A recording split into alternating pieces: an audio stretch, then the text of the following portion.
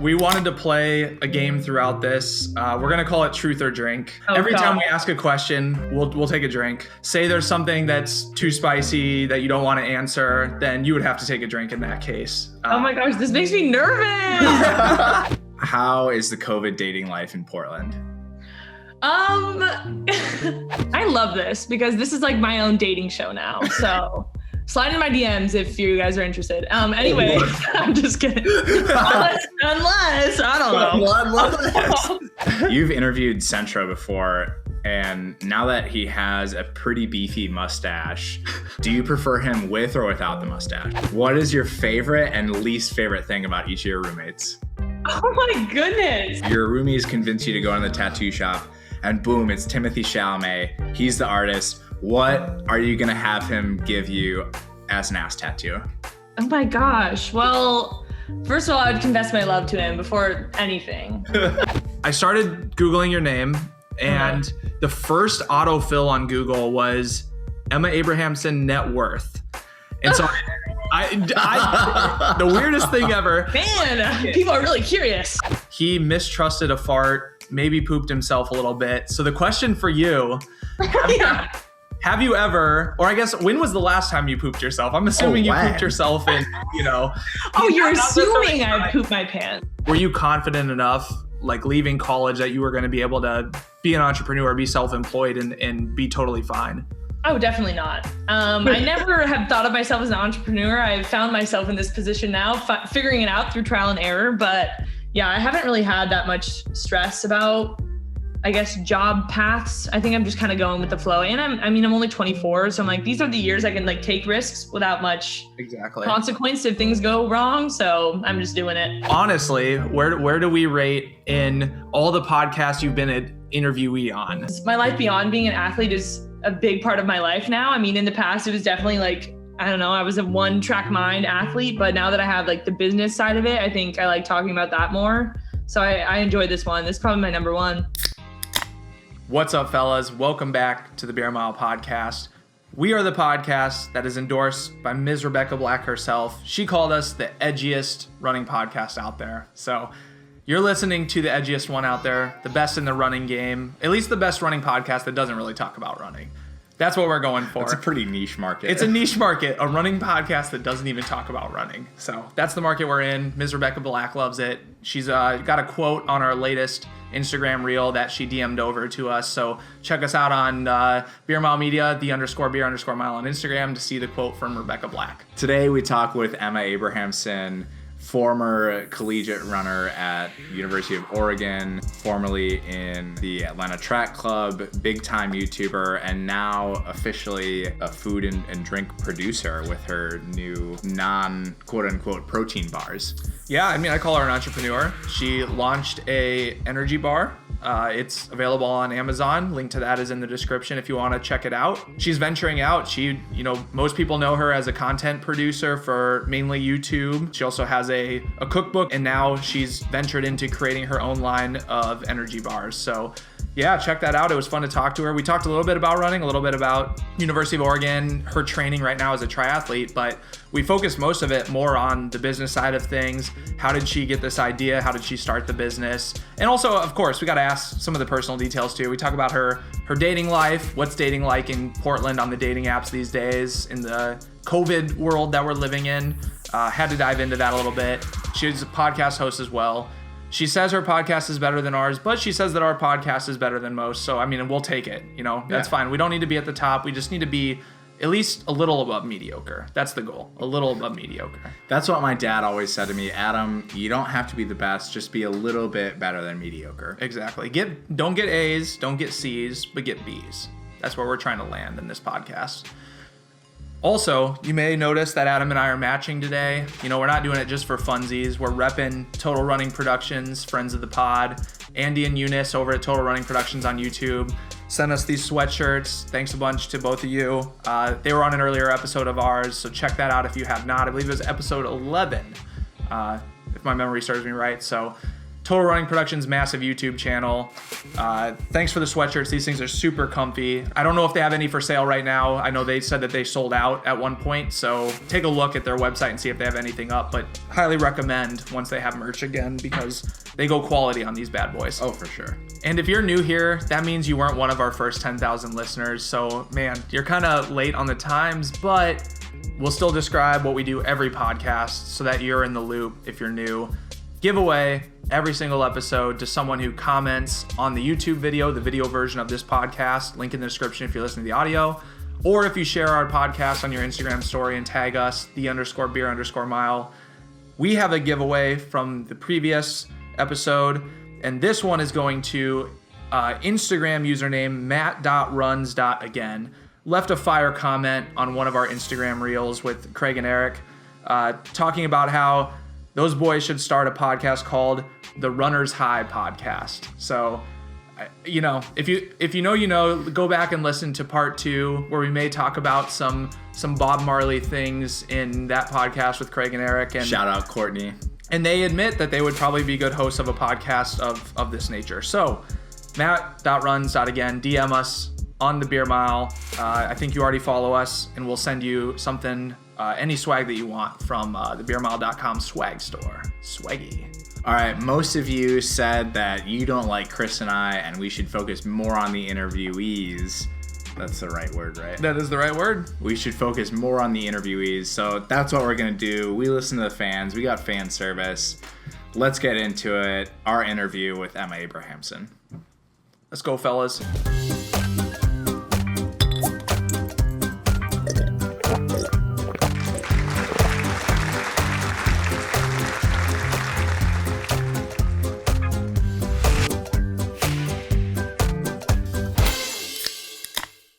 Welcome to the show, Emma. First of all, how many people mispronounce your last name? Do you still get that a lot? Oh, I think I would say 90% of people mispronounce my last name. It's Abrahamson. So it's like you pronounce all the syllables. It's not Abramson. People I just know it's coming when someone tries to introduce me, and I just know that they're nervous and then that they don't know how to say it and it's just uncomfortable. But for everyone listening, if you ever introduce me, it's Abrahamson. So do you ever just cut people off so you can save them? No, I just go with it, because I don't want to embarrass them. I don't know. It's always embarrassing when someone corrects someone. So I'm just I just sit back and observe. So love it. So we wanted to play a game throughout this. We're going to call it Truth or Drink. So every time we ask a question, whatever it is, we'll take a drink. And then also say there's something that's too spicy that you don't want to answer, then you would have to take a drink in that case. Oh my gosh, this makes me nervous. It's okay. After the first couple of drinks, it'll make you less nervous. Okay, right. That is true. Okay. That is true. I need to take a sip before we get this started. All right. So you're drinking White Claws. Is that the favorite drink, the go-to for you? Yeah, the Claw is definitely my favorite. I like beer on occasion. I'll go to a brewery and enjoy a nice beer, especially cider. But Claws are they have a special place in my heart. So I'm a fan. Reliable, definitely. Yeah. Not an ad, but White Claw. Yeah. Hashtag sponsored yet or not yet? No, I wish. I don't think they do sponsorships. Maybe I should look into it. Yeah, for real. If you had to pick a type of beer that's your go-to, what are you leaning towards when you're ordering at a brewery? I usually go for the cider, which everyone's you're getting the cider. And I'm sorry, I like fruity beers. I just go for the lightest one. No IPAs, no stouts for me. It's just too much. Let's dive right into your latest venture, Crazed Foods. Specifically the protein bars. Mm-hmm. Curious how that all started. I was looking on Amazon today and saw that it has the Amazon's Choice badge next to it now. So woo! Yeah, popping up right to the top. How did you get to that point so quickly? How did this all go down? So honestly, I was never really expecting to make my own food brand, but it just kind of worked out. I was going to collaborate with this one company and they're oh, do you want to make your own protein bar? I was that sounds amazing. So this has been in the works for a year-ish, maybe, I don't know, 8 or so months. And I just kept it low key because honestly, I just didn't know how the launch was going to go. I was a little nervous because this is completely out of my element. So yeah, it's just been like months in the making. We designed the packaging, like a lot of taste testing, whatever, between me and manufacturers. And then, yeah, I mean, they're like, all right, it's ready to go. And then I didn't even tease it at all before I launched it, basically like a couple weeks ago. And I think people were just really excited. Honestly, I was surprised by the overwhelming response, and they sold out so fast. Like, I mean, I didn't know how many to order. Oh yeah. Yeah. So they sold out in literally like a couple hours, which I was like, oh my goodness. Okay. I guess I should make some more. So yeah, they keep selling out, which is a good and a bad thing, because I want as many people as want to buy it to be able to get it. So hopefully, like, now I have a better idea of like stocking and stuff. This is just so out of my element. I mean, I don't know what I'm doing half the time, but I am eating one right now. So shameless plug. Oh yeah. So like in the process, how many times would you get a sample sent to you, or like go out and have a taste test? So my manufacturer's in Ohio, and yeah, they would just ship me samples. And it was, I mean, the whole process was only a couple of weeks, because we kind of talked about like what we wanted in terms of like ingredients and what we wanted in terms of like flavoring and stuff. And they like, I mean, the first one that they sent me, I was like, okay, this is delicious. So we didn't really have to do very many rounds, because I already knew that it was really good. So it was like only a couple week process. I think they sent me like 2 rounds of samples. I was like, all right, ready to go, because it was so good. I mean, I had no other changes, and the response has been really good too. I've only gotten 1 critical review from one of my friends too. I was like, wow. Oh, that's kind of hard. But I guess your friends are the ones who should be, they can let you down easy. Yeah, but then all my other friends are like, this is my favorite bar ever. And I'm like, are you just being nice, or? I don't know. Yeah. Did you do any like random sampling? No. I mean, I feel like I have a good palate. I've tried a lot of protein bars, and there are a lot of like bad bars out there that I'm like not a fan of. So I feel like I have a good, variety of taste testing myself, that I knew it was going to be good. And I think people just need to try them to realize that they're good. So this just sounds like an ad for my protein bar. I promise I didn't come on here just to promote my own bars. Link in the description to the bars. Let's go. Of course. Yeah, of course. No, I'm curious how many, so when you are doing a batch of them and producing a bunch, and then you say like you're running out, how much are we talking? Like, and how much can the manufacturing line put out in a given day? How much can they manufacture of it? Yeah, so it really depends. Like when we first started, I only got about 100 boxes, just because I was like, I don't know how many people are going to buy these. And I mean, I don't have them personally on hand. That's in Ohio. So, I mean, I don't have 100 boxes at my house, which is nice to not have to keep stock at my house. But yeah, since that sold out in a couple hours, I was like, okay, probably should order more next time. So it's just like each time we're adding a couple 100 boxes. Yeah. So it's been wild just to kind of figure out like what the demand is. And I mean, once you get ranked on Amazon, I think it kind of starts opening it up more to the general public too, which I guess is what the goal is eventually. But it's been fun to cater specifically to my little niche on the internet too. Yeah. So the supplier handles everything then for you, shipping and everything like that. Do you have any other business partners in this, or is it just you and then No, it's just me and then the manufacturers in Ohio, which is, very cool. I mean, it's nice because it's like pretty hands off for me. I'm just like, basically I'm just like marketing behind it all. But then, I mean, I would love for it to be more hands on. And I think in the future, I'm going to head out to Ohio to go see like where it's all done. But obviously right now, due to COVID, I'm not traveling, but I'm sure in the future, like, I don't know, especially when we start putting out more products and stuff too, I want to be more involved in like the actual like shipping and manufacturing. That would be a fun vlog, like going to. I'm excited. I'm gonna say, hopefully you don't uncover something that you don't want to see there. Oh my gosh, yeah, I hope not. I doubt it though. They're pretty reputable, so I would hope that did not happen. Do you think like what's like the next step in terms of like a new product? Like what are your thoughts so far, because this has been so successful? Yeah, so we've gotten a lot of feedback, and people want a vegan version of the bar, like plant-based. So because this is made with whey protein and honey. So I've gotten a lot of feedback from my own followers just being like, please make a plant-based version, which I completely understand. Like there's a lot of people that are dairy-free out there. So we'll probably do that, like a version like that, or one that's like nut-free, because a lot of people have, either peanut allergies or just nut allergies in general. So either like maybe an almond butter flavor or like sunflower seed butter. I don't really know yet. We're still like talking about it all. So we'll see. But yeah, I don't know yet. Yeah, I mean, you're still early on this first product launch, so yeah, I'm like maybe I should like keep it in stock for a little bit. That's like my main focus. Well, if you ever need taste testers, we're your guys. Okay. Nice little reverse plug there. Exactly. Yeah. I like that. How much did you actually experiment in the kitchen? I mean, I know you cook a lot, you document what you eat a lot. I'm curious just how many years in the making, and like, was protein bars really something that you tried to master over the years, or how did you arrive at the final recipe, I guess, for it? Yeah, I mean, I've just made a lot of different little healthy snacks over my time. And they're just, like I said before, there's not that many good tasting protein bars out there, in my opinion.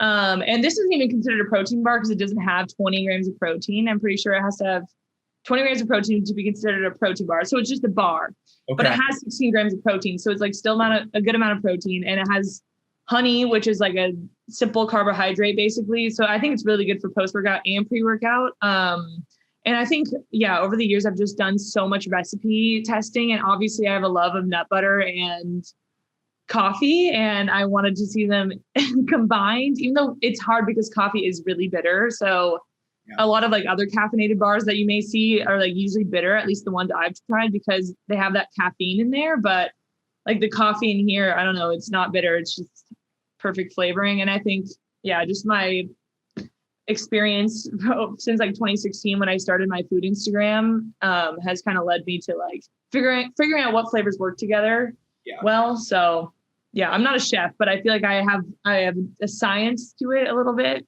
Yeah, definitely. I mean, can you just like make the bar a little bigger so it gets to 20 grams of protein without changing the ratio? I don't know. I guess I could, but then it's like, then the calorie count would go up a lot. So it's like, I don't know.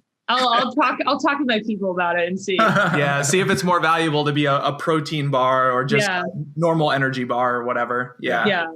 I mean, already. I like that. Business ideas. Yeah, exactly. Welcome to the business podcast where we try to touch on it. We always, whenever we're talking to runners, we're trying to get insights as much as we can into like their contracts and all that stuff. Nobody talks numbers, of course, but I think people are definitely interested because not many people have their own, food company. So people are like, how much money does someone even make doing that? And how do you even started doing that? And everyone's curious. So, and there's so many different ways to go about it too. It's like, you could start from the absolute ground up where you're in your kitchen, making all this stuff, or you can like work with manufacturers who have ingredients on hand. Like there's just so many ways you can go about it. Honestly, I'm still such a newbie to this scene. Like, I don't know what my future holds in this. So we'll see. It's just a lot of trial and error, which has basically been my entire job over the years, is trial and error. So like right before you launched it, I think it was probably like a day or two before is when at least when I first saw you tease something. How many people knew about it before then? It was only my close circle of friends and like my family that knew about it, because I got shipped the bars before. And like last year when I was testing them, I like gave one to my friends. I was like, what do you think? So I would say like 10 people probably knew, maybe 15-ish. How much time is this taking up compared to everything else right now? Are you kind of putting like YouTube and everything on the back burner to some extent and really focusing on this to make it successful? Or what's your split look like now? Yeah, so this has taken up, since we launched, more time than I assumed that it would have.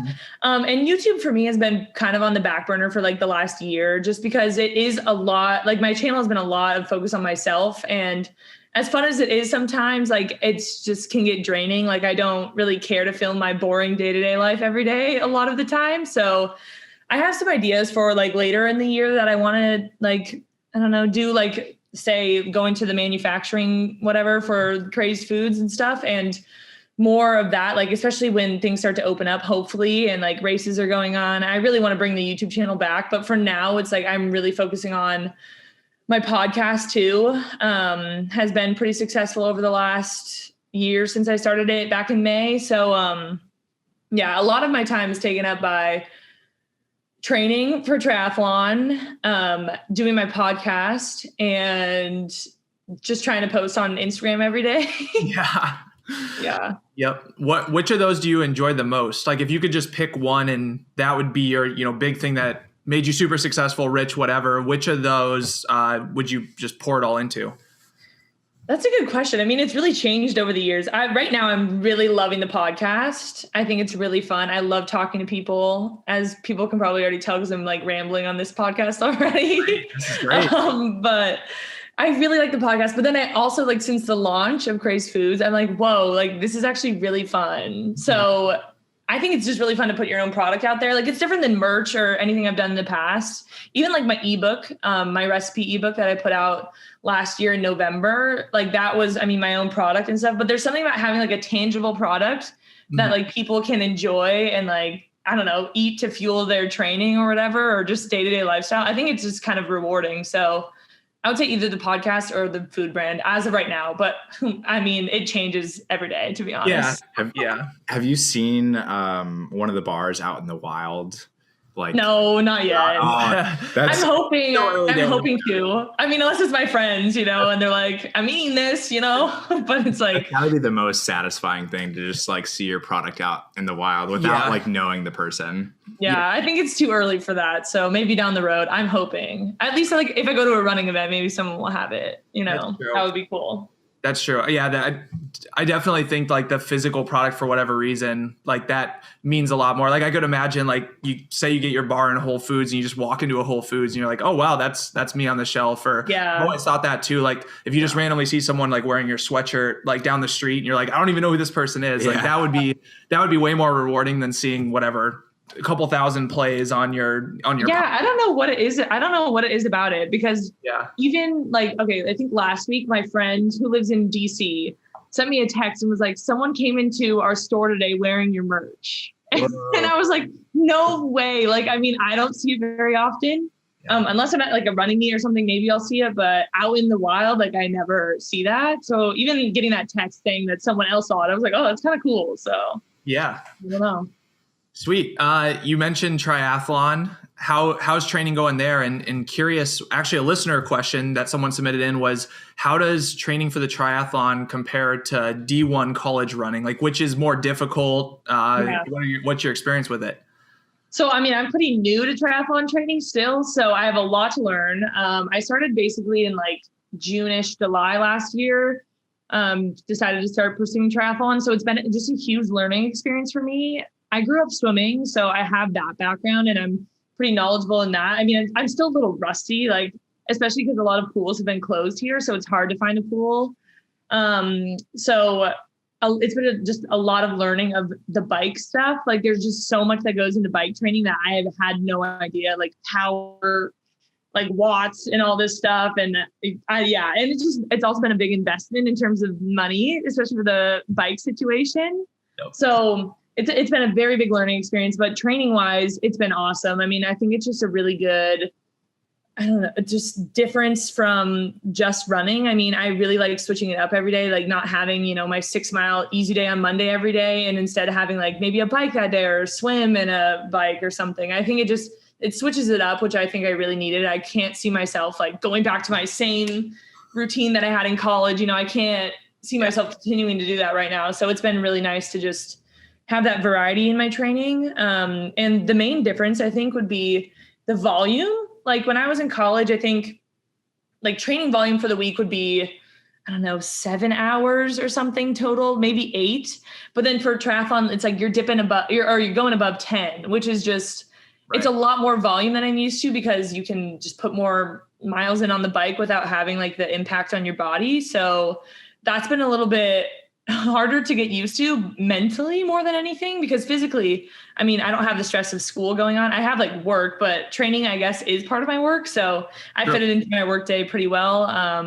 So yeah, it's just a lot more easy volume, but yeah, it is a little bit more time consuming, but I like it a lot. So plus you also get some content out of it. Exactly. So it's like, it really is just part of my like lifestyle and my job. So I'm very grateful that I like have the ability to work for myself, because I give so much credit to like the Ironman athletes who have a full-time job and like a family. I don't know how you can train that much because you have to put in hours every day for Ironman training. It's wild. I give so many props to them. When's your first Ironman? Oh my gosh. I knew this. Half Ironman. We'll start with the half. The half, honestly, my coach last year, when I went to Flagstaff for about a month or like 3 weeks to do some altitude training, and I got a little beat up at the end of that, but she was like, yeah, you were ready to like race a 70.3. And I was like, oh my gosh, I still can't imagine racing a 70.3. Maybe I would do one this year or next year. Maybe. Emphasis. Well, Ironman's not going to come for years down the road though. That's like so much. I can't imagine spending that much time like competing. So let's just start off with the sprints in the Olympic distance. Yeah, I'm good with that. Sounds like a good plan. Yeah, I don't even know what would be worse about Ironman. I mean, obviously running a marathon in of itself just is like daunting. And then doing that after you've already worked out for like 7 hours, also very daunting. But I think that for me, the biking would be terrible. Just like sitting on the seat for 6, 7, I mean, I don't know how long it would take. 7 hours, 8 hours. Yeah, time-wise, at least for me, time-wise, the bike would be the vast majority of an Ironman. Oh, yeah. I think it is for a lot of people. Like when people start getting into the triathlon, I think that I tell them that the biking is like the most important leg to kind of focus on because it just takes up so much time. I mean, maybe that is me being biased because I grew up swimming and I obviously ran. So maybe it's just me being biased. But I do think, especially like if I was to do an Ironman, the biking is something I would really have to work on. Yeah, absolutely. It's kind of annoying. Like the good thing about running is that you can only run so much per week because you'll get hurt. It's just too much force. But like biking and swimming, you can't really overdo it. Like obviously you can, but you can like bike for 2 hours every day and you're probably not going to get hurt. So it also sucks because it's like you could always be doing more to some extent. So I don't know. Triathlon is something that props to you. Yeah. I mean, there's people that train a lot more than me. I interviewed Morgan. Right. Do you know Morgan Pearson? Oh yeah. Mm-hmm. Yeah. We haven't talked to him yet on the podcast, but yeah, follow what he's doing, and a madman. Absolutely. Yeah. He was like, yeah, I do 30 plus hours of training a week. I'm like, how do you do that? I don't get it. And he's doing like the Olympic distance. He's not even training for Ironman. Yep. So I'm like, man, it takes a lot to get to the top. So one thing that I didn't expect about biking was like you kind of need to be coordinated in a longer race, like be able to like pull out your water bottle or like fuel during the bike, because like I ate shit so many rides. And maybe it's just because I'm not coordinated. Well, biking is high risk though. Like if you crash, you're probably going to get hurt, and your bike's probably going to be in a state where you can't just get up and keep riding. True. So that was like the biggest barrier for me in terms of biking. Like I did a couple triathlons when I was younger, but I remember falling on my bike one time, and I think it scarred me because I was like, oh my gosh. And I just could never see myself doing triathlon because I had that fear of biking. Mm-hmm. And it is a rite of passage to fall, especially when you're like getting in and out of your bike clips for the first time. That I remember first time clipping in, I fell at a stoplight in front of so many people. And it's like, it wasn't even like you're sliding and falling, it's like you come to a stop and then you're like, and you just topple over. Yeah, but it is a rite of passage. But I think it's just practice and getting more comfortable, like riding on the roads and stuff. It's just, you got to expose yourself to it. Has biking made you like more of an aggressive person? Like the path that we run on, all the bikers are horrible human beings. I feel like I haven't encountered that many mean cyclists. I hope I'm not a mean cyclist. I don't think I am, just because I also am a runner. So I'm like, well, I don't want to encounter a mean cyclist, so I'm not going to be one. So I don't really know. I hope I'm not, but maybe I feel like people just think bikers are annoying anyways. So maybe people would be like, that girl's annoying. I wouldn't know. Well, then it's on them because it's just their prejudice. Yeah, exactly. I'm just chilling. I'm just biking. So the only time that Adam ever did a triathlon, I've never done a triathlon. Adam's done one. He mistrusted a fart, maybe pooped himself a little bit. So the question for you, have you ever, or I guess, when was the last time you pooped yourself? I'm assuming you pooped yourself in, Oh, you're assuming I pooped my pants. Not necessarily triathlon. It could be, on a run, on a training run. When was I cannot remember the last time I pooped my pants. Oh man, dang. I'm sorry, and I'm offended that you assume that I poop my pants often. I don't know. I have a very strong stomach when it comes to running. You do a beer mile. I don't know about that one. I don't know how well beer would go down. I've never done a beer mile, but in terms of the other end, I've had no issues. So Impressive. yeah, I don't know. Very impressive. I mean, Adam does have issues. May 2018. Man, you'll remember that forever.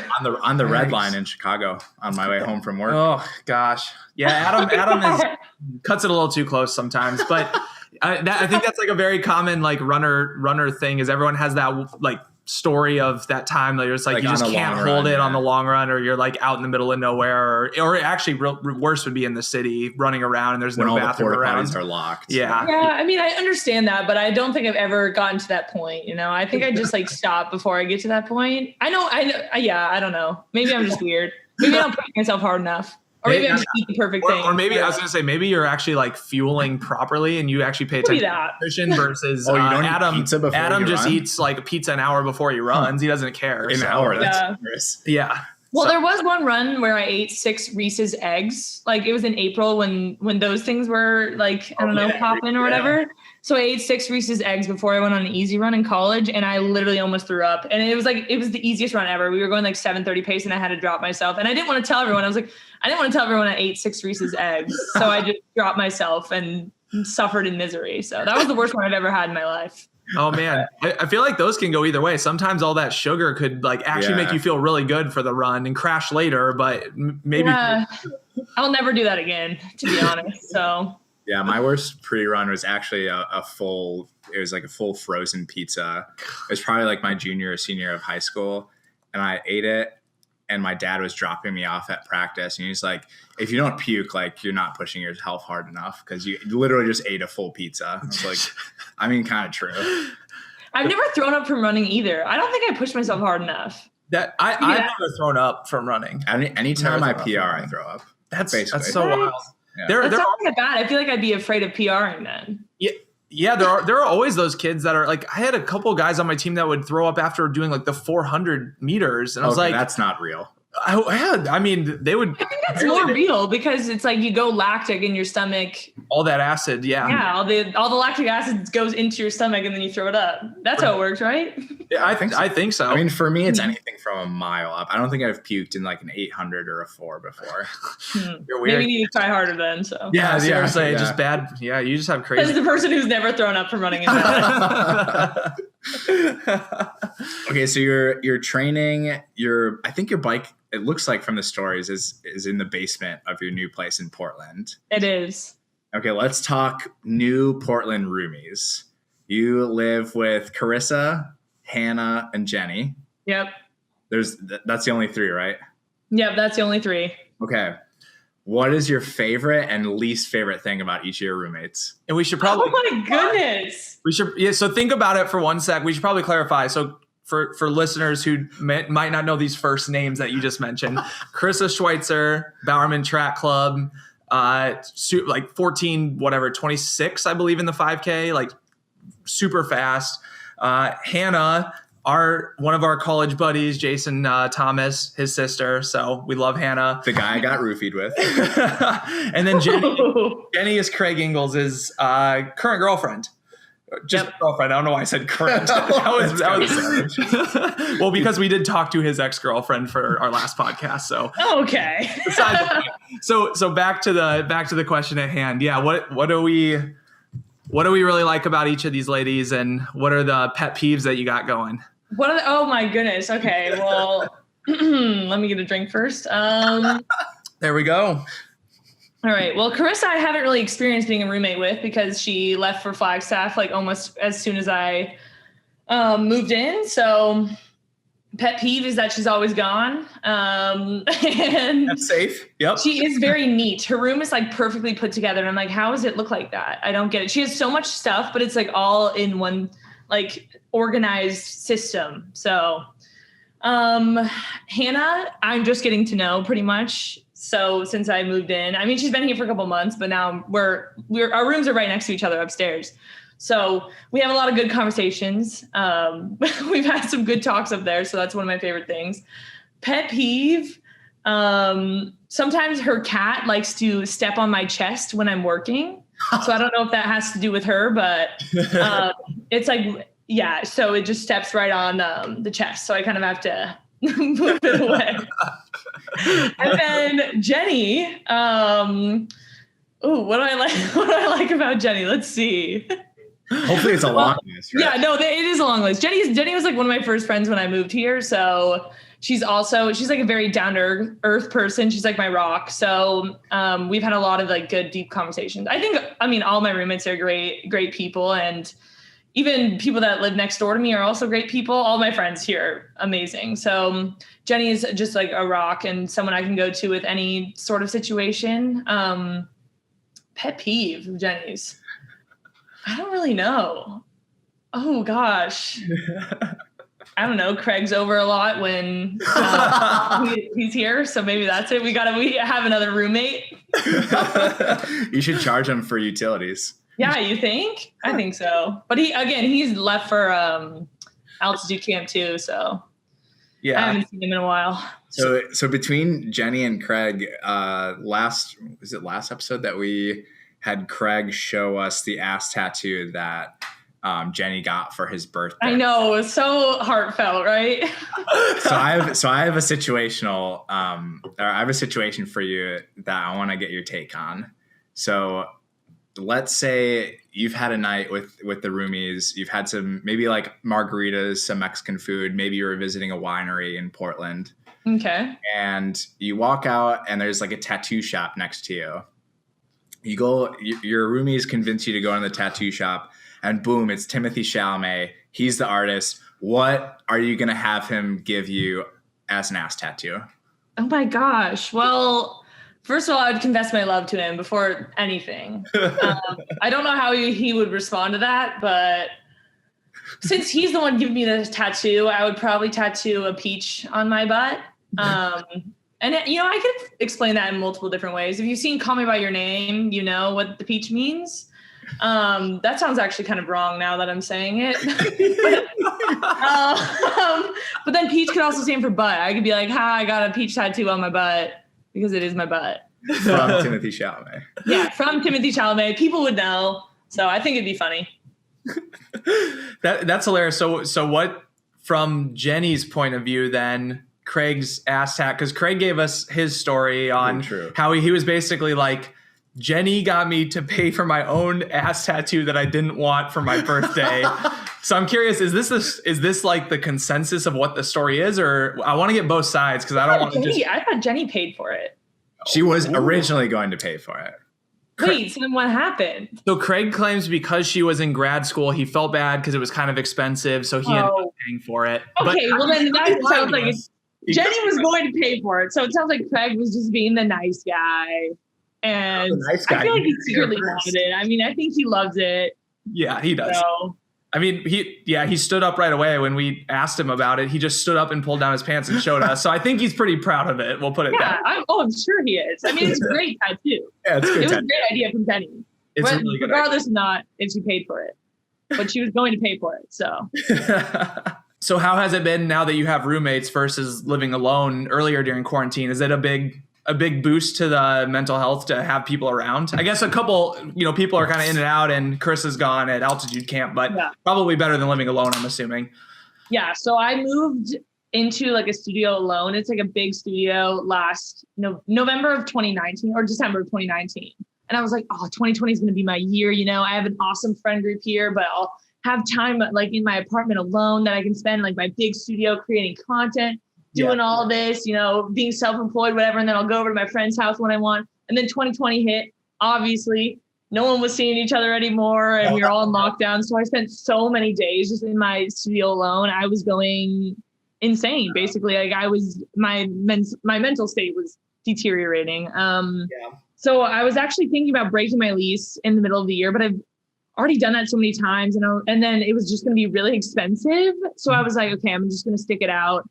And then, having the chance to move in here, I was like, oh, please. Like, there was no way I was going to stay in my apartment because, who knows what this next year is going to have in store too. So it's definitely helped the mental health side of things to have roommates again. I forgot how much I missed having roommates. So it's been awesome. Yeah, I bet. What's the studio setup like for you? Do you have do you have things already just like set up ready to go to record? Like I'm assuming at this point you just have like hella gear for recording everything.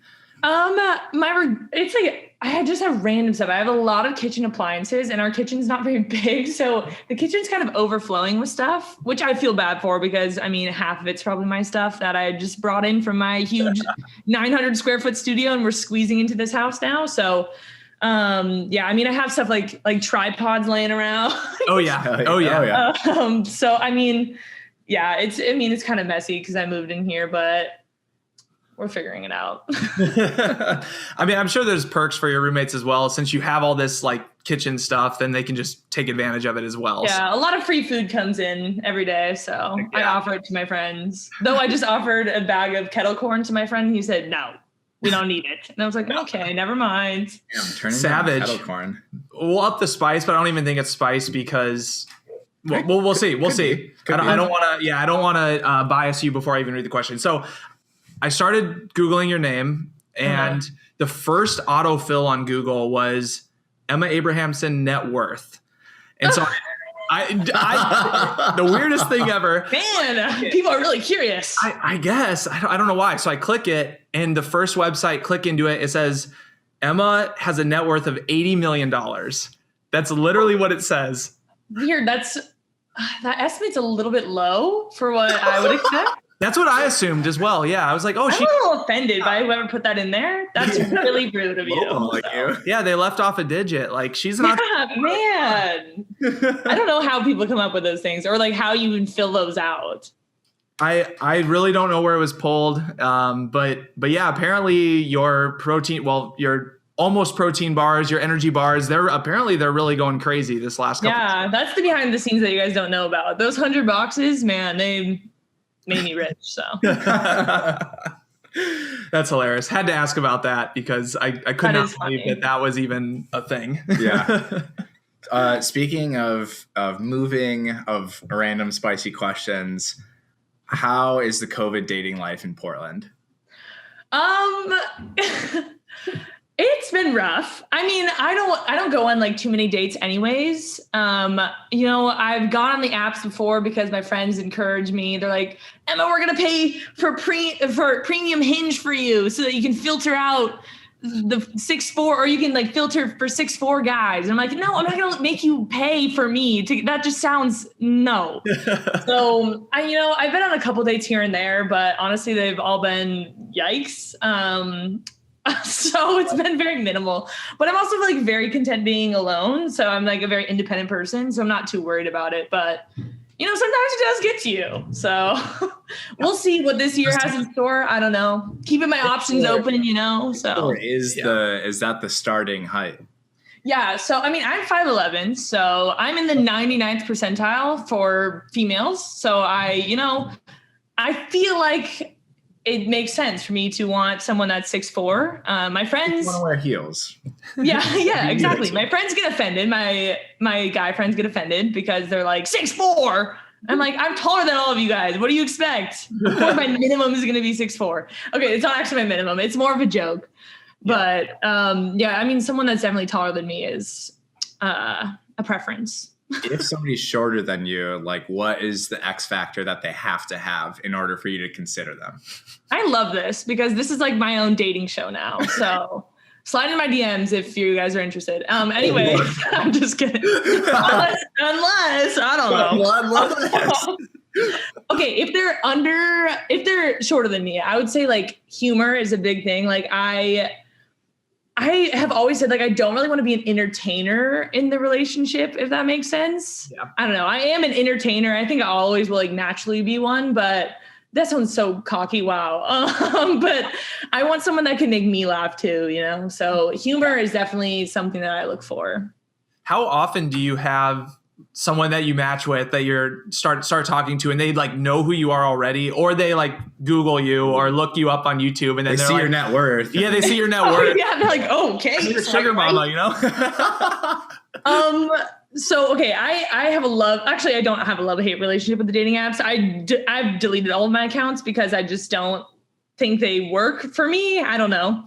But like there was just this one time I remember someone like chatted me on Hinge and they're like, "What's up, fellas?" Like it was like the type of thing where it's like before you even match with them, they can like chat you. And I was like, "Oh, absolutely not." But that's the thing is like, yeah, if these people look me up, they know so much more about me than I know about them. So it's just like a weird situation and it just makes me feel uncomfortable, to be honest. So that's one of the reasons why I don't really like go on the apps. What's like the worst or like most cringy DM you've gotten? Whether it's Hinge or like Instagram even too. Besides honestly, I don't get that many like weird DMs. Yeah, I don't know. I can't think of one off the top of my head. I really don't get that many like creepy DMs, which kind of, I don't know. It doesn't surprise me, but I don't have any that stick out. That's such a boring answer. I apologize. No, fellas, we'll get you some. Like, let's go. Okay, yeah. I'm surprised some high school boys haven't done something stupid. I mean, I get a lot of prom requests and I'm like, excuse me, I'm 24. So I'm going to go with no on that one. Yeah. Yeah. Dang. How often do people recognize you just out and about in Portland? Or if maybe they do recognize you, but they don't really bother you, I guess. So that might be the case too. Not often. I mean, I'm not really famous. So the only people that like, the only time I get recognized is when I'm in the running scene. Like I'll get recognized somewhere, but other than that, like when I'm out and about, no one really recognizes me. But I do remember when I like first graduated from college, I moved to Atlanta right away. And the first place I went was Mod Pizza. Just some random place. It wasn't even in like downtown Atlanta. Like it was in some suburb. And I like walk into this Mod Pizza and the guy that was like taking my order was like, when I walked in, he's like, and I'm like, oh no, oh no. It's because it sounds so weird, but it's like, you kind of know that it's coming. Yeah. So I was like, oh my gosh. And he's like, what's your name? And I was like, Emma. Cause he used to like write down things like, are you Emma Abrahamson? I'm like, yeah, it was just so random. I think that was like one of the first times I got recognized in public. And that was like one of the only times I've really gotten recognized, like not in the running world. So that was pretty funny. That is pretty crazy. So far from home too. Like that. Yeah. It was so random, unexpected. I'm curious so when you finished college, did you ever consider like applying for a job? I mean, I know, so you running for the NCAA, you're not allowed to, make money. You have to be an amateur, all of that. So were you confident enough, like leaving college, that you were going to be able to be an entrepreneur, be self-employed and be totally fine? Oh, definitely not. I never have thought of myself as an entrepreneur. I've found myself in this position now, figuring it out through trial and error. But when I graduated college, I actually had a job. I worked for a track agent in Atlanta, which is why I moved there. Okay. So that was like my 9-to-5 experience that I've had. It wasn't really a 9-to-5. It was such a small company and it was a track agency. So it was very different than like a normal corporate job. So, I mean, that's when I got like that job, but that's like really the only one I had. I ended up quitting that and then moved back to San Diego. And I worked a couple like random jobs. Like I was doing PR for a small agency in San Diego for a couple of food companies, doing social media for them. And I think I was just kind of figuring out what I wanted to do next. And as of like January of 2019 is when I was like, all right, we're just going to make this thing work. And then I just decided to go fully self-employed and figured it out from there. But it has been quite the learning experience. But I definitely had like, I don't know, a bit of I don't know. I knew that I could make it work if I really tried, just from like the work that I had done in college, like growing my brand, I guess. But I did never think that it was going to be my full-time job. So it's kind of crazy to think back and be like, I had no idea what I was doing senior year. So it's just kind of funny. Was that stressful at all? Or did you just kind of take it one day at a time? It wasn't really stressful, honestly. I mean, I had the stress of like getting the internship going into my senior year. Like that was a little stressful because I was like, I just have no idea what I was doing and I didn't know what I wanted to do. But once I like left college and I had that job in Atlanta, and then it was stressful, like deciding to move away from Atlanta and away from that job. But I mean, I don't really get stressed that easily. I don't know if that's a good or a bad thing. I probably should be a little bit more stressed in some situations, but yeah, I haven't really had that much stress about I guess, job paths. I think I'm just kind of going with the flow. And I'm only 24. So I'm like, these are the years I can like take risks without much consequence if things go wrong. So I'm just doing it. I like it. Yeah, you got plenty of time to figure it out. I mean, that's what I tell myself. And then just the years keep ticking on. I'm like, okay, what am I doing now? I mean, as long as you're covering your expenses and you're having fun, like that's really all that matters. So yeah, that's what I tell myself. Not be stressed about anything else. So do you have like fast forwarding however like 35, 40 years for retirement? Oh, gosh. What's your retirement job? Oh my gosh, I have no idea. Are you serious? Do you work at like a pizza place? Do you open your own brewery? Are there going to be like, I don't know. I'm just a hot take, I guess. Is there going to be a barista, or is it just going to be a robot? Is there going to be a pizza person, or is it just going to be a robot? You know, like, good question. I don't even, who knows what jobs are even going to be in 40 years, you know? Yeah, I don't really even think more than a year ahead. So I have not thought about my retirement path 40 years from now, but yeah, I don't know. I don't know what I'm doing this summer. So, you know, maybe I'll just be like vlogging, like my 64-year-old self be like, hey guys, what's up fellas? What's up, fellas? I'm serving pizza at the bowling alley. You're knitting my sweater. If you could check them out. If you could be like the longest running YouTube channel, like the most years of posting a video, like every month for X number of years, that could be you, like 50 years in running this channel. That would actually be kind of funny if I did that. That would be funny. That's my goal now. I'm just kidding. Don't write that down. I'm going to forget some year.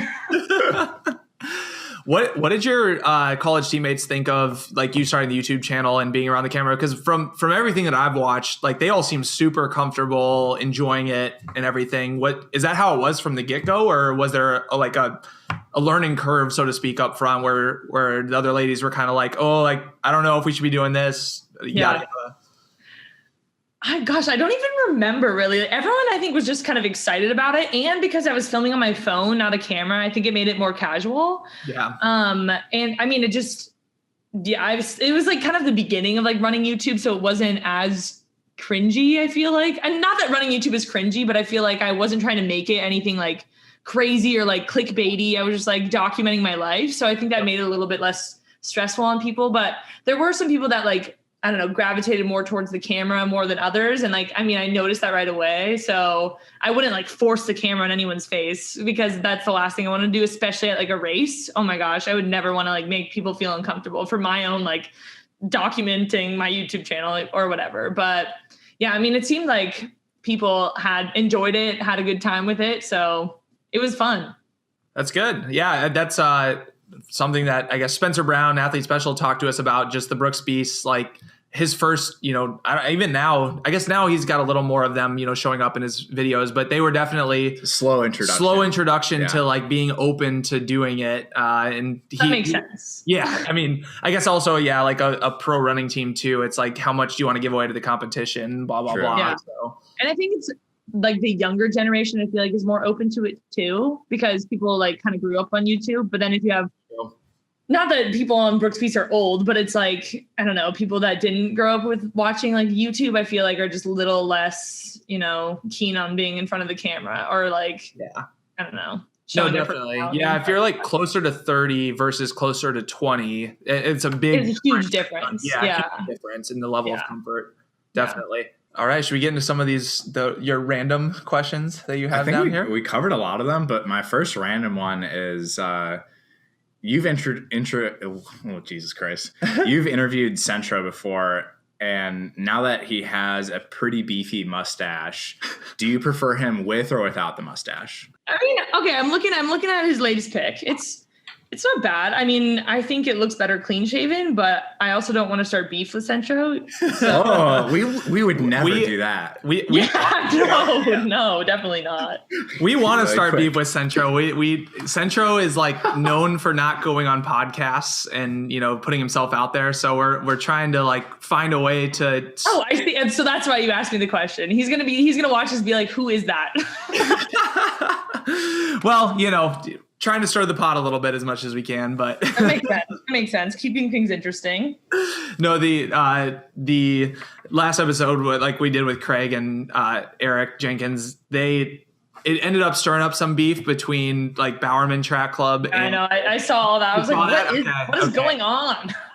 Nothing was going on. That's what they're all just totally messing around. But Centro had to like jump in on it and like stand up for his teammate Josh, even though there really wasn't even any beef. So Centro had to dive in and say, "Oh, whatever. Like I'm backing Josh. Like there's a hate post out there." Yeah, it was so funny. I mean, it's just funny because there's such little rivalries in the running world. So it's like anytime there's like someone makes a sketchy like Strava comment and everyone's like, "Oh my goodness, did you see that there's beef between blah blah blah blah blah blah?" Or like someone blurred in the background of the picture being like, "Okay, it looks like these people aren't friends anymore." So it's like there's just people will capitalize on anything here. Yeah, it's pretty. Yeah, I mean, I would prefer there to be way more rivalry. Like, no, it sounds fun. It'd be way more fun, but I just want to be on the outside. I don't want to be involved. I just like to eat my popcorn on the outside. Oh, exactly. Well, I mean, we're just a objective media company here. We're letting everyone have their voice on our podcast, and I'm the same way. So.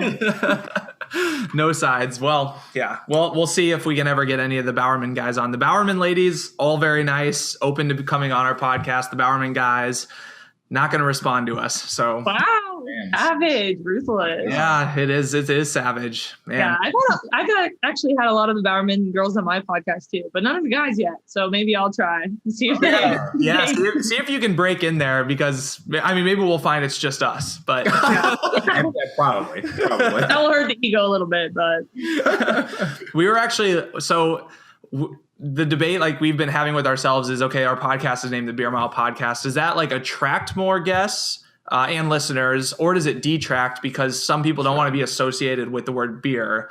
I guess in your perspective, like, is that something you thought about? Was it like a positive, a negative, or just you were indifferent either way? Well, I was surprised you guys wanted me to come on because I've never run a beer mile in my life. So I like the concept, but I think the beer mile, it's like, I don't know, it just makes people think of the beer mile. So it's like if they have never run one or they don't even know what it is, maybe it'll deter them. But I mean, I don't know. Yeah, I like it. So yeah, like from your marketing mind, because that was the debate we were going with. So we were like, well, we kind of want to do running, but we want to talk about other stuff too. Like we just want to, I don't know, like talk about beer. We want to talk about business, all these other things.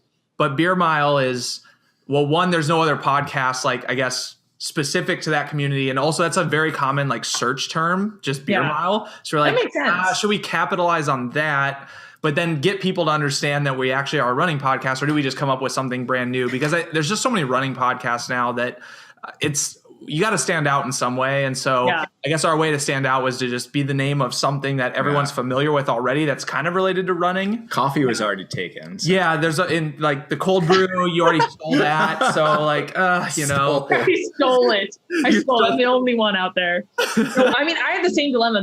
Coming up with the podcast was the hardest thing, just because I was like, I don't know. And I don't want to limit it to running podcasts, though I have basically only had runners on because that's my inner circle, but I do want to branch out this year. But I feel that like coming up with a good name is so key. But yeah, I think it just kind of, you should ask all of your guests this if you haven't already, just to get some different perspectives. Because for me, it was just, I've never run a beer mile. So I'm like, why do these guys want me on the podcast? You know, so maybe it's like, I don't know. Hannah bullied me into asking. Oh, Hannah! I know. Oh, Adam, you're making it sound like we didn't want to have them on. I didn't think we could get her on. So yeah, I mean, we thought we thought we weren't quite there yet. It's like Emma's too big for us, honestly. Oh yeah, right. Hannah, we were talking. Don't worry. I think it's your second podcast appearance. You came on. Well, I don't think we included it in the actual podcast, but with Carissa, you showed your face, and now you're showing your face again. Well, I heard my name drop, so I figured I should say hi. No, we're not talking about you at all. Not at all. Okay. I'm not saying that Hannah told you to ask me that. We were saying that you should enjoy the wine. Yeah, that's what they were saying. You definitely was not here for the past 5 minutes. So interviewing all these people on Convo over cold brews, who's the person you've gotten most nervous for? It's the people that I don't know super personally. So last week I interviewed Alexi Pappas, and I mean, I've met her a couple of times, but I don't really know her personally. So I don't know. I get nervous in that because I'm like, what if I mess up? What if I'm stuttering a lot, Yeah. But yeah, I think that one was probably the most nerve-wracking. But I think these coming months, because I'm trying to branch out of my inner circle, I think I'll have someone that's probably more nerve-wracking just because I won't know them at all. But we'll see. I've kept it very tame for myself just by interviewing all of my friends. So we'll see. Alexi, yeah, it seems like her book, at least based on the number of people I see sharing it and everything, it seems like it's doing really well. So she's definitely kind of getting in the limelight. So, I mean, I would be nervous to interview her as well. I mean, we have to come on, and hopefully she's able to in the next few weeks. We'll see if she is, but I would definitely be nervous for that one. So I feel it was a great interview, and we had a lot to talk about, and I started reading her book too. It's very good. So I recommend. Yeah. I DM'd her that I cried on the plane. So did you actually DM her that? Yeah. Okay. Did you cry on the plane? Yeah, I was listening to her because for the audiobook on Audible, she narrates it, which is okay. Yeah, he wasn't not reading, listening to it. Yeah, I'm not good at reading books, but I am good at listening to them. Okay. Sorry, Mom. But yeah, I was listening to it on the way back from Arizona, next to I don't know, I was sitting next to old people, and I was just in the middle crying by myself, and it's put your hood up. Yeah, so I was like, don't look at me. I feel like everyone's cried on a plane at some point. Maybe it's just me, but I've definitely shed a tear, looking out the window, being all dramatic. I'm like, thinking about something. You're in some crappy Hallmark movie. Yeah, exactly. So you don't ever, for your podcast, you don't ever just go with the approach of I'm going to message some random person that I don't even know at all. I've never even been introduced to, and just go for it. You at least have had an introduction through some other means. Yeah. I mean, I think this coming season 2, I'm calling it, which is basically 2021. I think I'm going to start doing that just to shoot my shot with people that inspire me, that are I don't know, bigger than me, I guess, in the world of social media or whatever beyond that. So I think I'll have more cold calling, I guess you could say, but a lot. I mean, last year was basically just me texting my friend being like, hey, do you want to be on my podcast? Them saying yes. And then me sending them a Zoom link the next day. So you've got high profile friends then. So I mean, that's kind of nice. They're all my old teammates, so it makes it easier. Yeah. Well, if you need some lessons in shooting your shot, we've DM'd so many people that haven't responded. So hey, we're the guys. Yeah, cold calling for cold brews. I mean, that could be a series in itself. So I like that. I like that idea. It has a good ring to it. If you could have one person on the podcast over the next year, who would it be? Oh gosh. Someone asked me this the other day too. I want to get Casey Neistat on one day just because, I mean, he runs and he's a YouTuber guy that kind of blew up in 2016. So I think it'd be cool to get his perspective. That's my go-to answer, but I feel like there could be someone else too, but my go-to answer is Casey Neistat. Yeah, I mean, you could, shoot really big. Shoot for Donald Trump or something, shoot really big. I think I'm going to have him on my podcast. Just to absolutely destroy him. Might have to record it in jail. I don't know. No, that's true. Hopefully. All right. Should we do some rapid fire closing questions? Let's do it. Okay. So segment we call the last gulp. We'll take a drink, ask a question, rapid fire. As many as we can think of. You can one word answer it. Give us an explanation if you want. The rapid fires always stress me out because I feel like my brain doesn't process it fast enough. I mean, if you want to take time to talk through one, feel free. It's not. There's no shot clock. We're keeping it chill. So we'll start easy. Let's go with your favorite dessert. Favorite dessert is Ben & Jerry's Tonight Dough ice cream. Oh, heck yeah. We're big ice cream fans. Yeah, me too. Love it. All right. Favorite place you've traveled and lived? Favorite place I have traveled, either to New York City. I love New York City. I also went to this place called Guadalupe when I was working for the track agent in Atlanta. And it was just really cool to travel outside the country, which I haven't really done much. And then favorite place to live. I mean, I've only lived like 3 different places. I love San Diego. That's probably it's my home. That's where I grew up, but I love the weather. So Yeah, definitely the best climate out of all the options. Yeah. Friends wise though, I think Portland wins. So. Because Hannah's not listening. Yeah, because Hannah's definitely not making herself lunch. All right. Favorite genre of music and or some artists that you're currently listening to? Okay. So my music like choice doesn't really fit my lifestyle at all. I only listen to like hip hop and rap. Okay. And my favorites would be Post Malone for sure.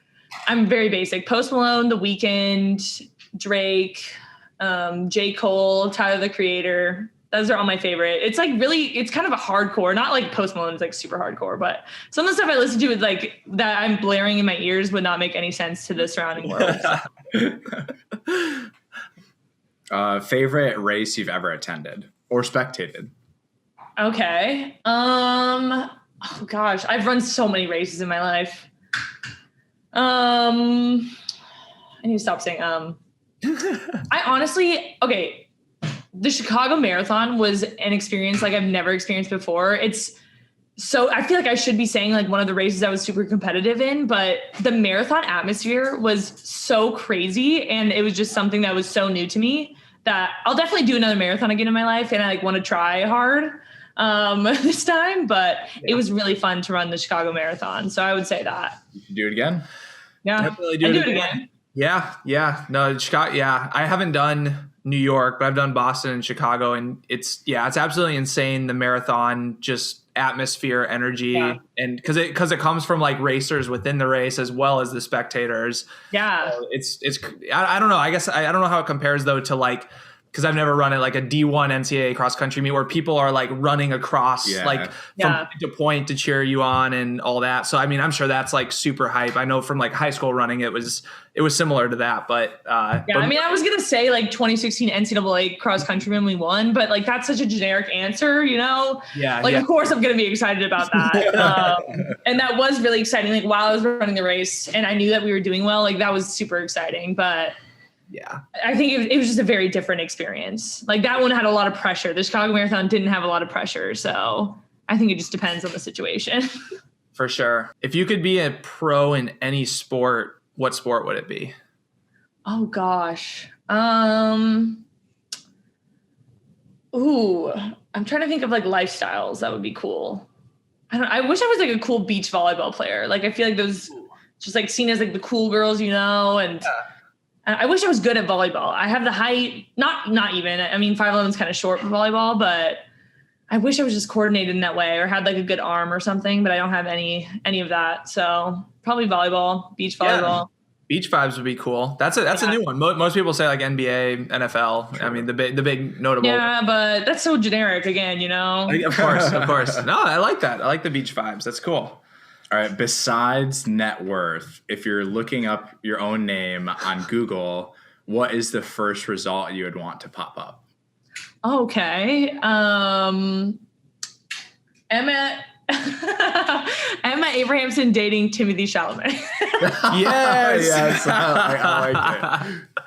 This obsession with him has become too much. Honestly, I like definitely play it up. I don't think about Timothy every day. I mean, maybe he'll pop in my head like once a day if I'm on TikTok or something, but that's probably it. We need to like leak that as like a story to TMZ or something. Just leak it out. Yeah, honestly. Post it, and then it will be the first thing to show up. You get some credibility behind the Yeah, I like that idea. Timothy, if you're listening, let's get this thing started, all right? What's the best party you've ever been to or like post-race party you've ever been to? Can go either way. Okay. Honestly, a lot of the parties I've been to have been like runner parties, obviously just because that's who I surround myself with.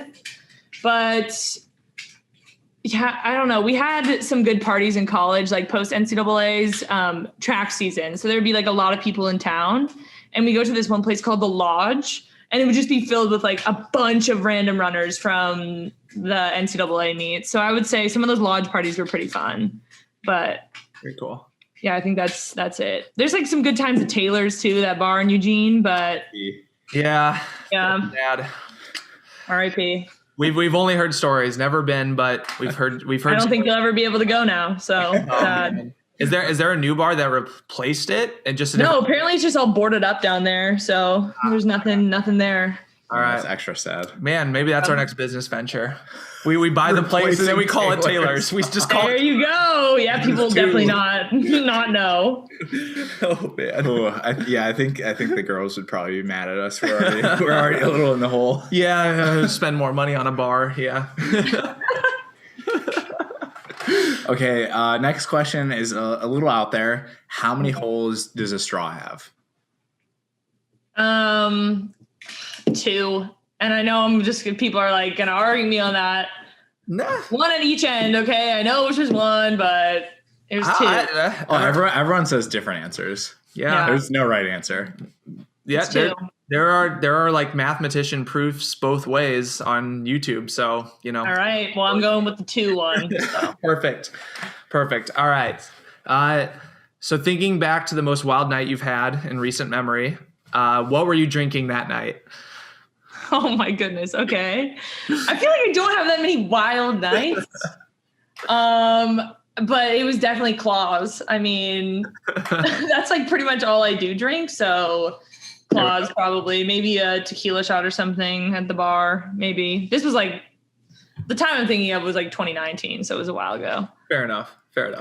Yeah. Allegedly, Hannah said Jenny doesn't like tequila. So that's why Jenny doesn't like tequila?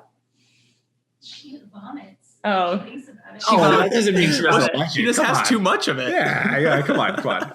She had a bad memory with it. That makes sense. Yeah. I do my best not to mix drinks though, because that ends up being bad. I've learned over the years. Yeah. So Definitely.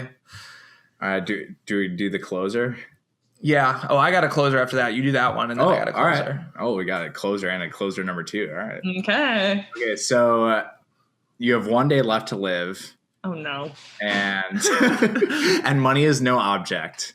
What are you going to do for your last day? Oh my gosh, you're asking very big questions here that I should have thought about last night before I went to bed or something.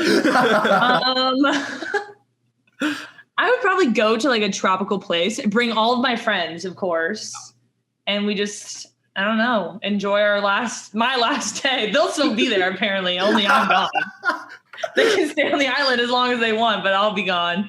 I don't know. Just have a good time with my friends on some random tropical island. I think that would be fun. Maybe have a boat in there too, like a little yacht action or something.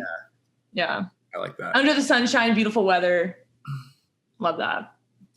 Awesome. So my closing question then that I thought of as we were going through this, what's the favorite podcast you've ever appeared on? Ooh. Oh gosh, are you going to be mad at this I'm one? No, I'm not putting you on the spot. It's the follow-up to that. I'll give you the follow-up and then you can answer them both. The follow-up is, honestly, where do we rate in all the podcasts you've been an interviewee on? From 0 to if Timothy Chalamet was Okay. Honestly, like this is a great podcast. I think it's just different than other ones that I've been on. So, I don't really talk about my drinking habits on podcasts. Oh, you were very PG. It was totally okay, good, because I'm not really wild, but no, I've only been on a few podcasts. Like I've been on Cities Mag, Allie on the Run show. Mm-hmm. I don't even know. I've been on Hurdle, a different one.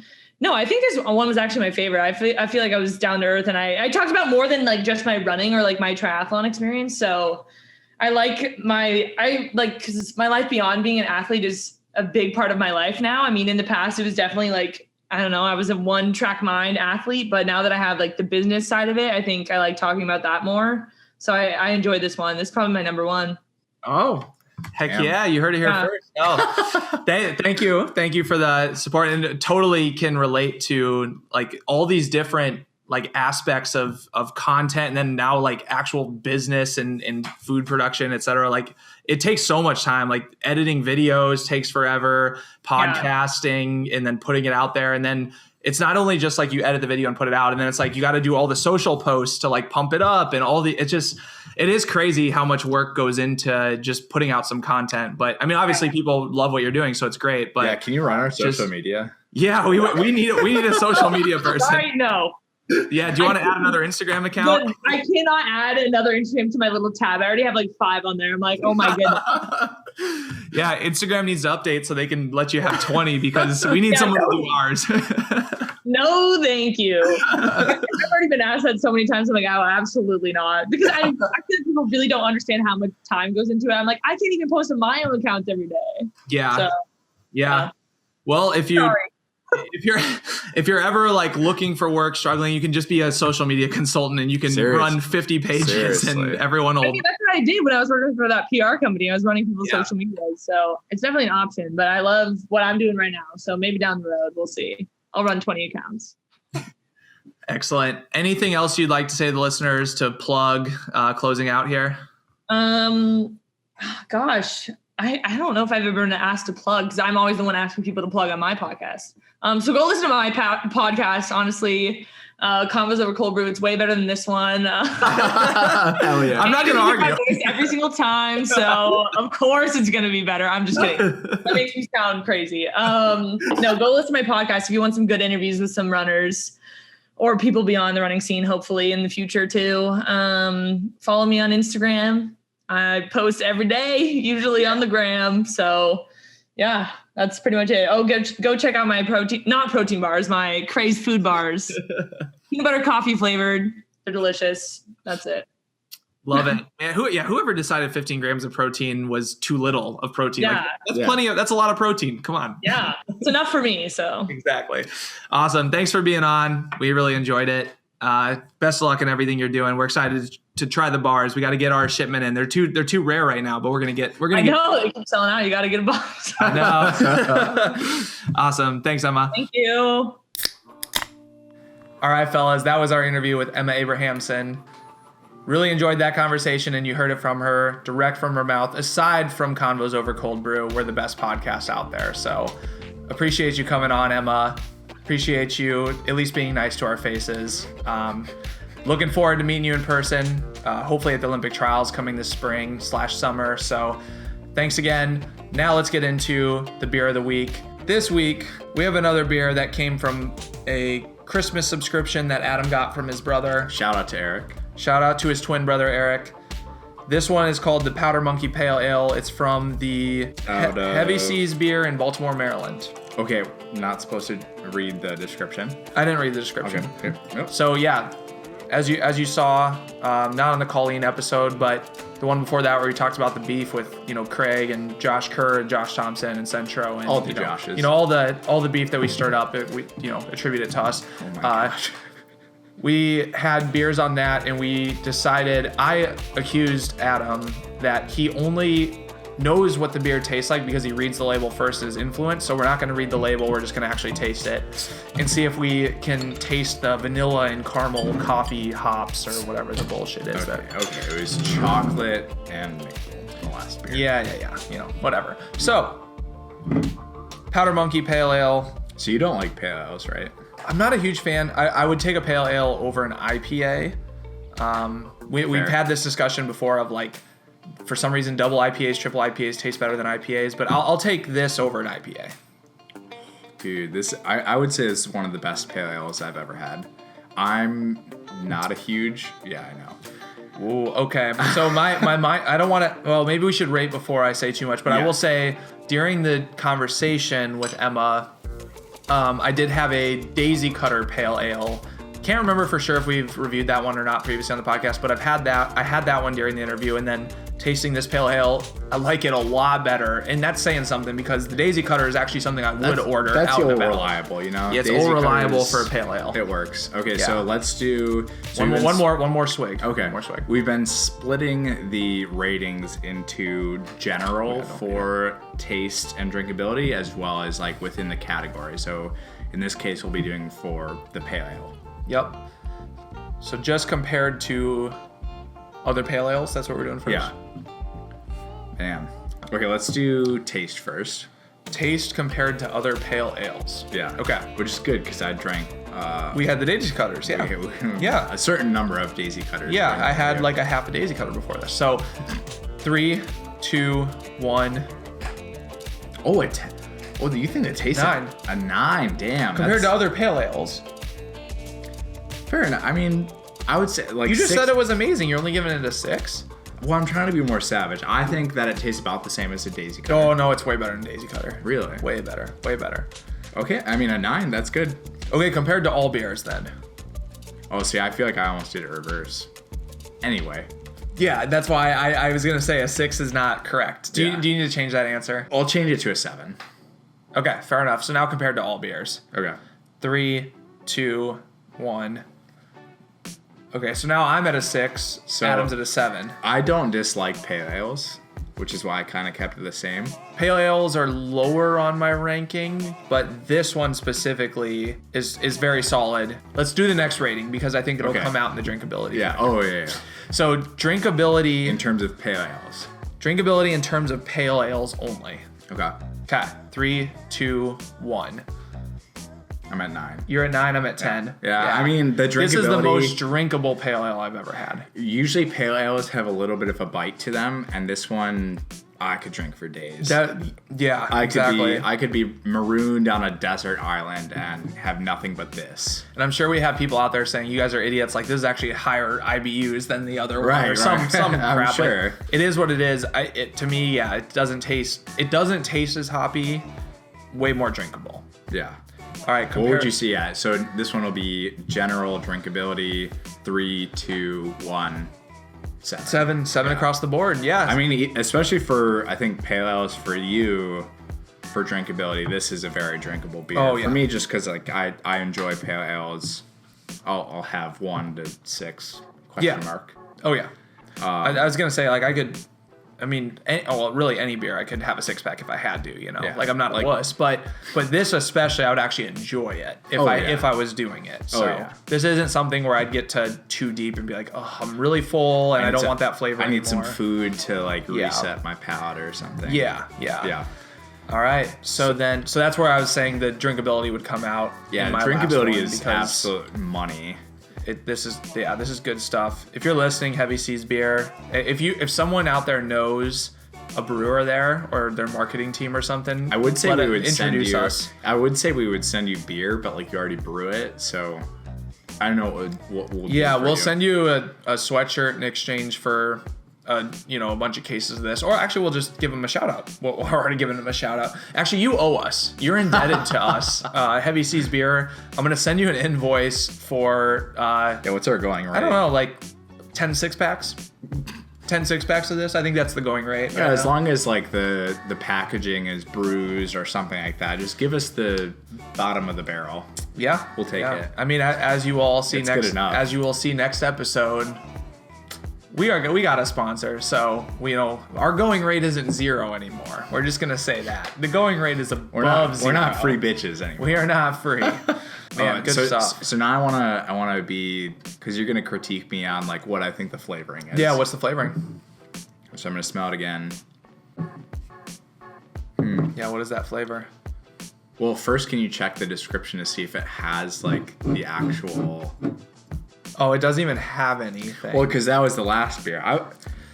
It doesn't because I don't think it tastes like anything. I don't think there are added. Yeah, I mean it's not brewed in a barrel filled with lemons orange or something. peels. Yeah, exactly. It's not meant to be that. Yeah. I mean, still usually beers will say some crazy thing like hint of blackberries or Right. hint of vanilla, whatever. This literally says nothing. Maybe there is something, but it doesn't say anything. So I do like so X factor for this beer is that it kind of has like a pirate vibe. Pirate vibes. I think that's kind of hype. The Heavy Seas Beer Brewing Company also has a skull for their insignia, which is kind of dope. hell yeah. We're educated on this podcast. We know these things. So Great. All in all, great beer. let us know in the comments what beer should we drink next. Give us some ideas. We'll go find it. It's likely at the store near us, the Binnies, because they have pretty much everything. So we'll check it out. We'll try it. Leave us a comment. Also leave us a comment. Who do you want to see next? What are we doing well? What are we doing poorly? Just let us know. Yeah, we're big boys. We can take criticism. Yeah. Do you hate us? Yeah, that's fine. I mean, if you hate us, you should probably just well, don't unsubscribe. You should probably just subscribe, but just don't watch it. Or actually still watch it. We still want the view time. You should probably subscribe and watch it and just, keep your thoughts to yourself. I think that's the best approach. Yeah, I mean, you know how your mom says, if you don't have anything nice to say, don't say it at all. Exactly. Only say positive things. We want your feedback as long as it's positive. No, I'm just kidding. We actually want good feedback, and we have gotten some good feedback via email.